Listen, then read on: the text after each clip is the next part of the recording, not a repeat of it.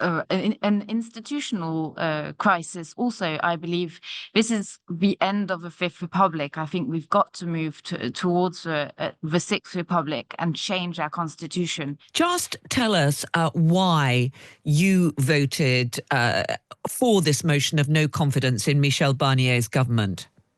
Yes, so the situation we have in France is that we had a snap election on the 7th of July so 5 months ago. And following this election, the left-wing bloc, so the New Popular Front, came first. So we have the largest number of MPs in the National Assembly.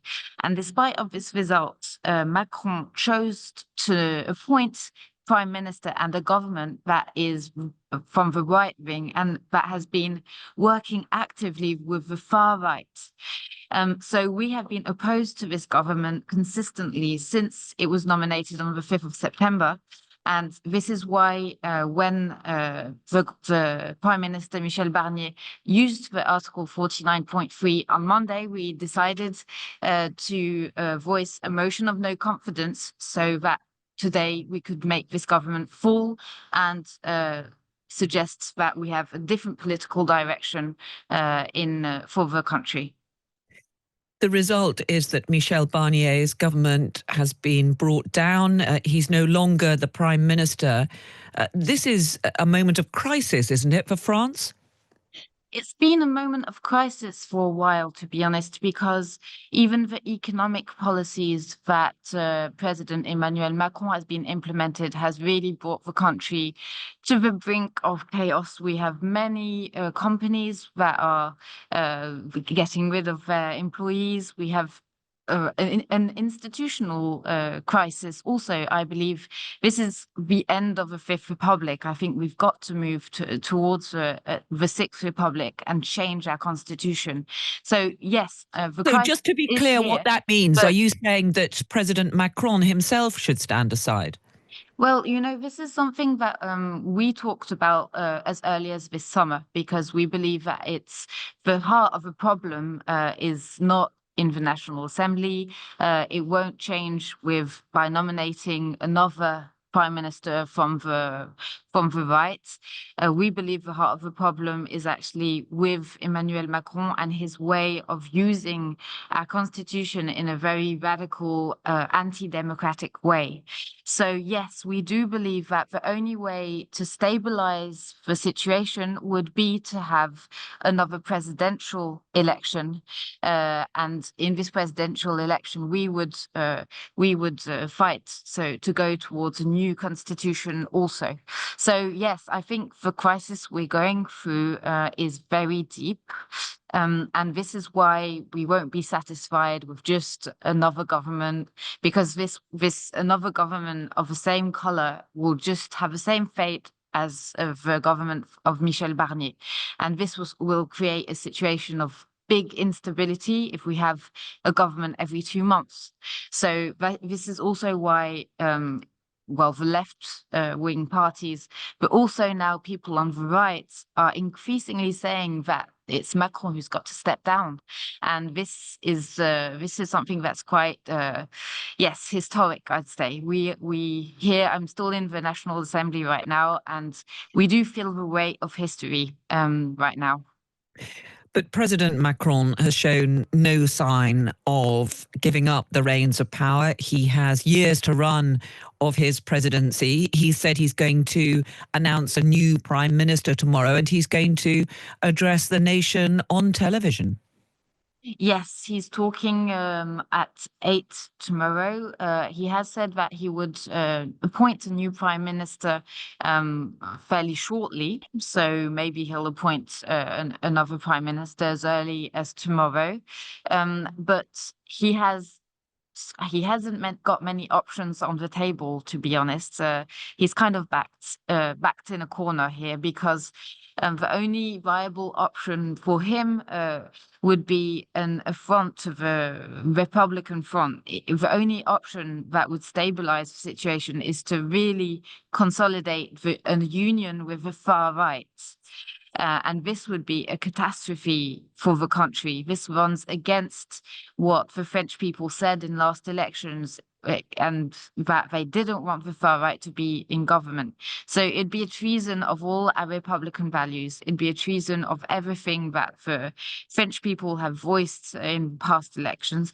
So, but that's the only option he has. So maybe he'll nominate a prime minister that will embody this new alliance between Macron and the far right. And in that case, of course, we will fight this government with all we've got.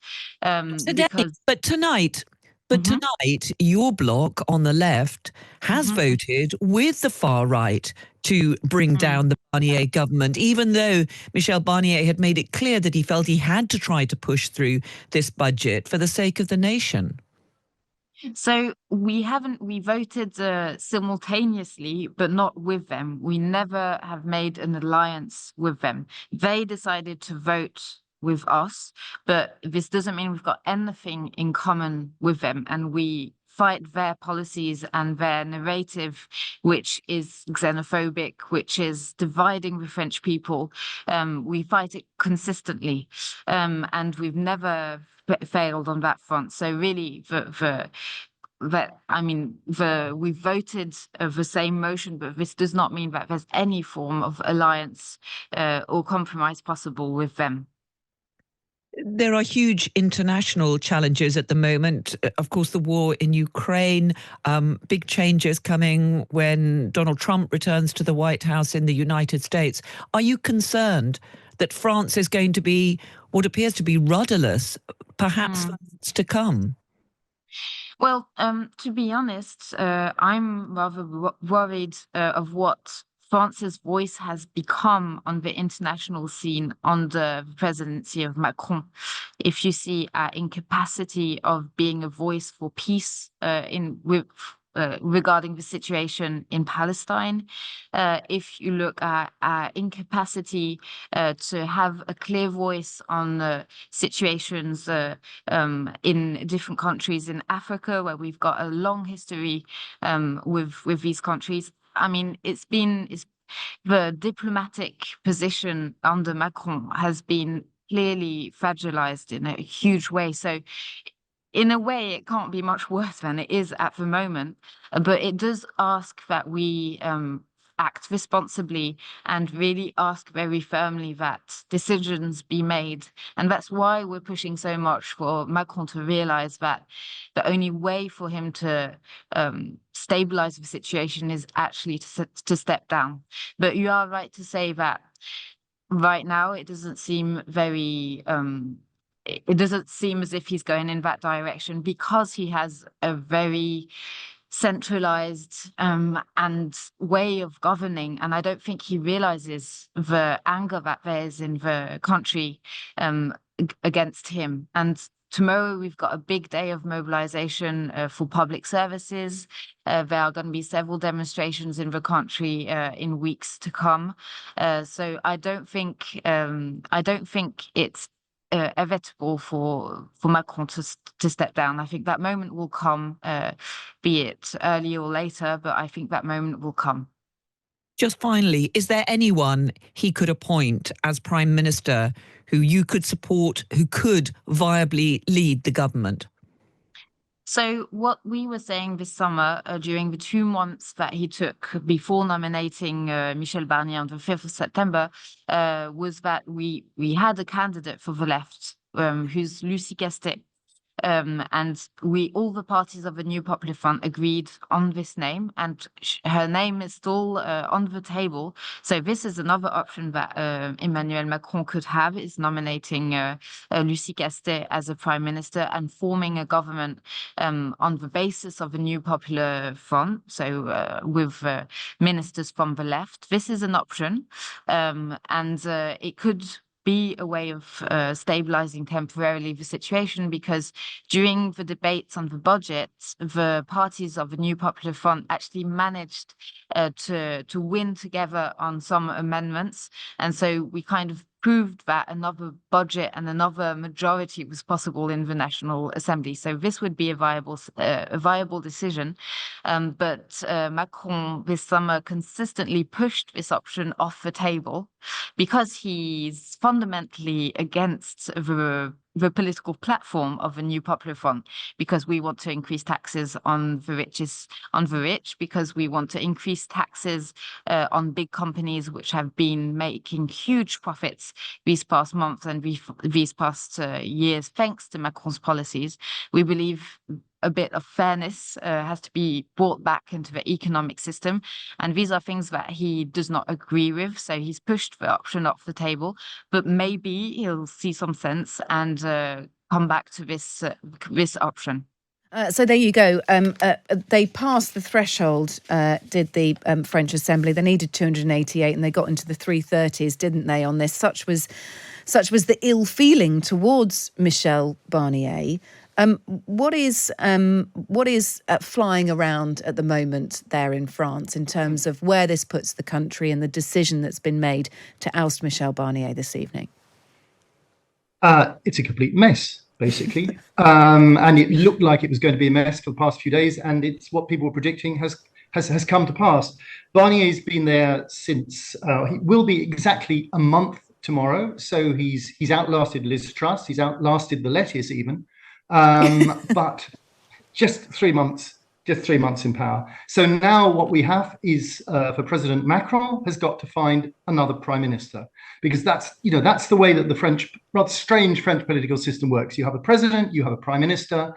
In a kind of a parliamentary system, if a government lost a vote of confidence, a prime minister lost a vote of confidence, he or she will probably have to go to the country. That can't happen in France. We can't have another parliamentary election until next June, July at the earliest under the constitution. So now it's Emmanuel Macron, who's come rushing back from Saudi Arabia, where he was on an official visit, has got to come up with another name.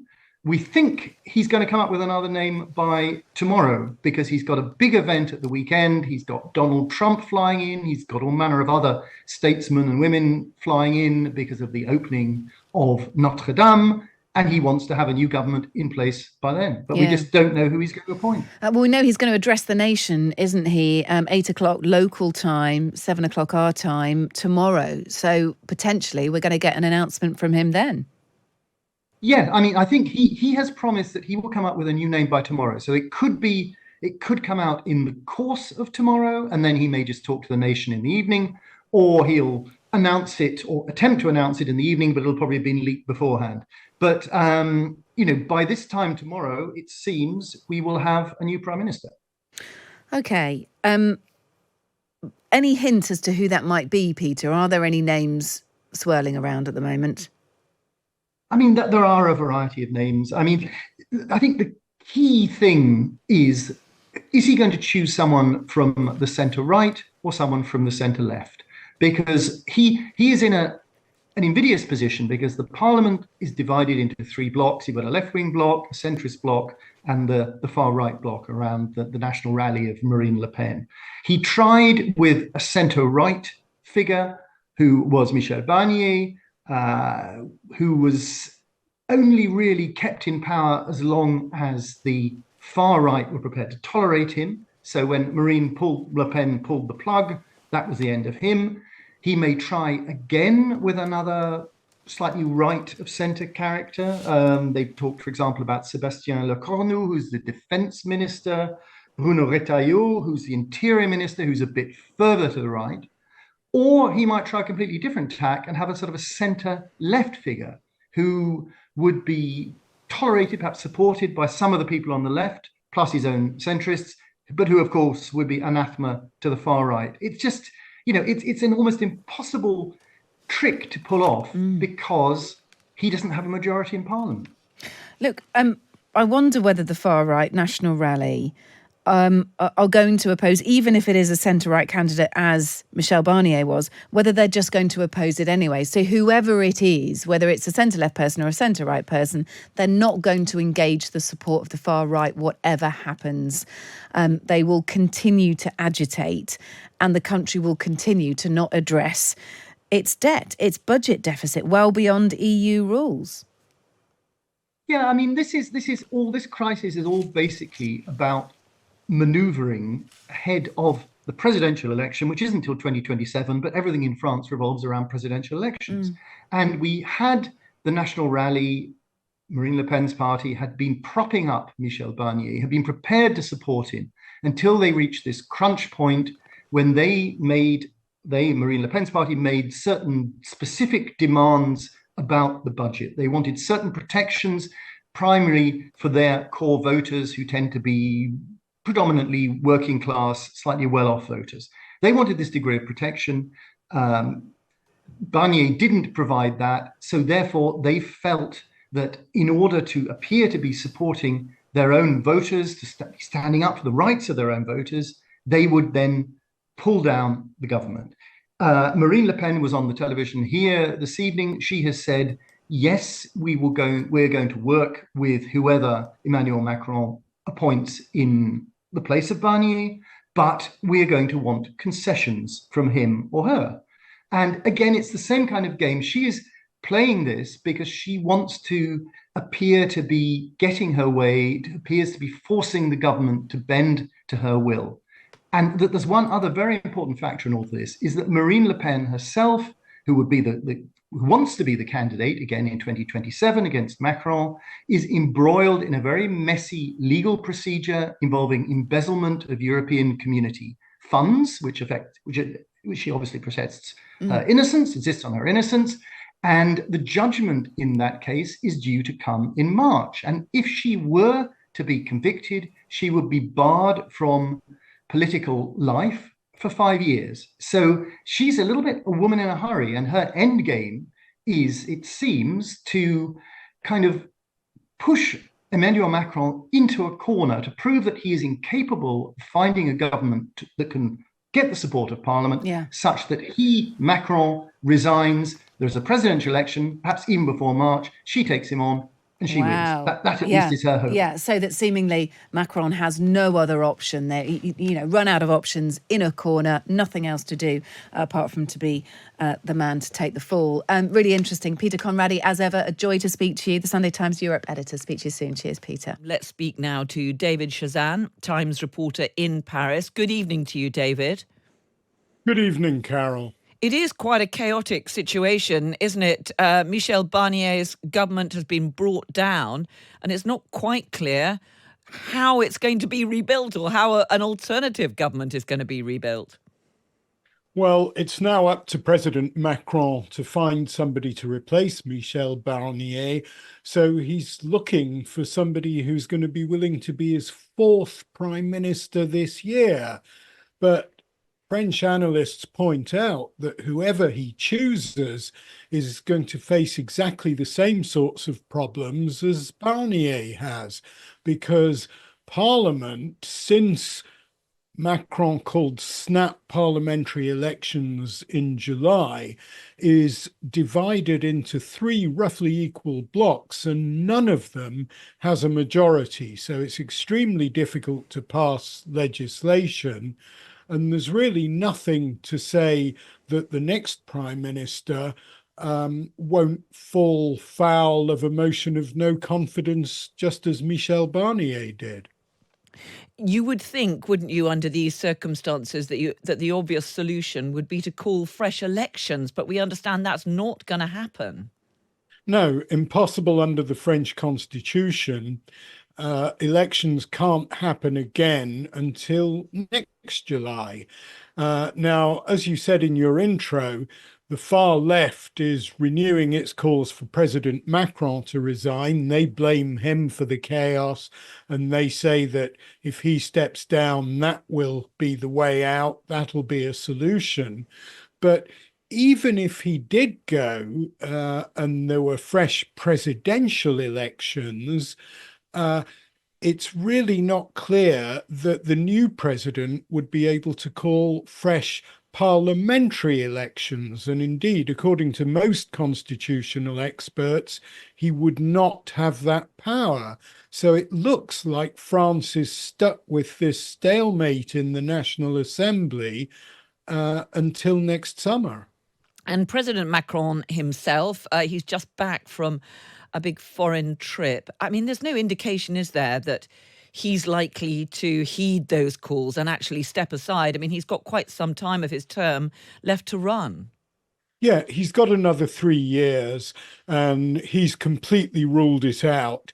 He's responded to the calls for him to go by saying, absolutely out of the question. That's political fiction. And he seems determined to stay in office and see out his full term. It would be a terrible humiliation for a man who made this a lightning ascent to power. He was virtually a political unknown when he was first elected in 2017. He wasn't yet 40, and he said that he would preside over France like Jupiter from on high, handing out orders to be implemented by those below. Well, it really hasn't worked out that way. And all the optimism and the sense that France had a new opportunity with the first election of President Macron, that he was the guy to reform the economy, to get businesses working better, to improve France's chronic problem of long-standing unemployment. And to a certain extent, he did succeed. He reduced unemployment, he increased growth, but those achievements are rapidly being eroded now. We're seeing unemployment begin to rise again.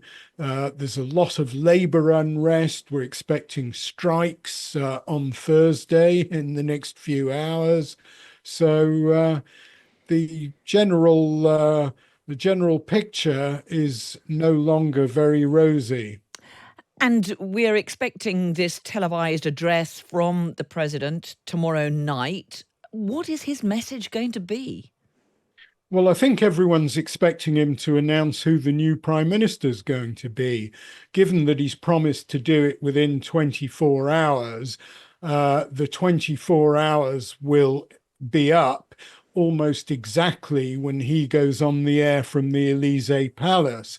But I think that French voters are also expecting an explanation from him, possibly even a bit of a mea culpa. But Emmanuel Macron is not somebody who's given to admitting mistakes or misjudgments. So I think that is unlikely. I think he will seek to justify himself. He may refer back to the decision to call snap parliamentary elections in July, which even many of his own supporters now blame for all this chaos. But I think he will also send a very strong message that he intends to stay in the presidency until his term of office runs out. And this happens, doesn't it, at an absolutely crucial time globally. The EU is in something of a sense of crisis already. The German government heading towards elections, uncertainty about the next German government. We have got everyone waiting for Donald Trump to return to the White House in January, big concerns about the state of the war in Ukraine. And although, I mean, technically, it is President Macron who's in charge of foreign policy, it does mean he's pretty much paralyzed, doesn't it? Well, it does, because any decisions he makes on foreign policy, he needs to be able to fund. How does he do that? Well, he has to get them voted through Parliament or somehow passed through Parliament. And I mean, we've just seen today how difficult that can be. So, yes, I mean, this instability in a key EU member state is a severe blow for the bloc at a time when you would think that it would be closing ranks and working out united positions just weeks before Donald Trump returns to the White House, threatening to impose new tariffs on imports from Europe, and with controversial views on Ukraine and the Middle East that are likely to conflict with those of most French or German leaders. So yes, this is the repercussions of what's happening in France will be felt very strongly within the Eurozone because of the fears that France's debt crisis will worsen, also throughout the EU and much, much further afield as well. David Chazan, Times reporter in Paris. Thank you very much for joining us.